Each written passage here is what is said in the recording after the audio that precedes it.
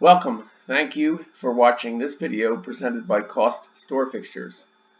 Questions should be emailed to CostStoreFixtures@outlook.com. This application uses the Microsoft Excel spreadsheet program.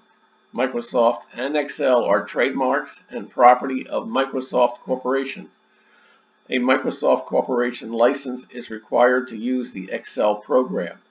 The instruction example covers foundation principles and demonstrates the process by calculating the cost of a pedestal fixture step by step.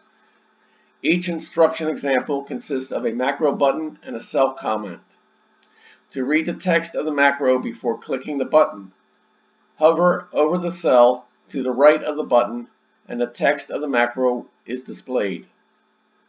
Complete the instruction example to develop an understanding and proficiency at preparing a cost workup. The instructions example is on the instruction sheet. The instruction sheet is the window currently displayed. The example starts at row 157. To get to the example, click the fourth button labeled B.000 Example Cost Workup Pedestal. The focus of step 1 of the 3 steps is on the principles of this process and how to enter dimensions on the single project dimensions sheet. Example item 1.2.09 Enter dimensions to cost features.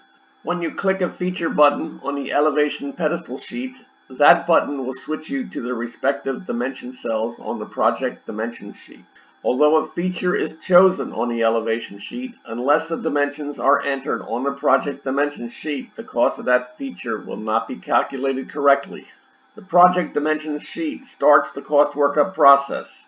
Range names are assigned on the project dimensions sheet. Formulae on the cost workup sheets use the dimension range names in the calculations. The dimensions are always entered in the following sequence: width, by depth, by section height, by accumulated height, by quantity. If an error occurs, repeat the example item to re-enter the dimensions. To add the base dimensions, when on the pedestal elevation, click the button labeled DMNS_1 BSE.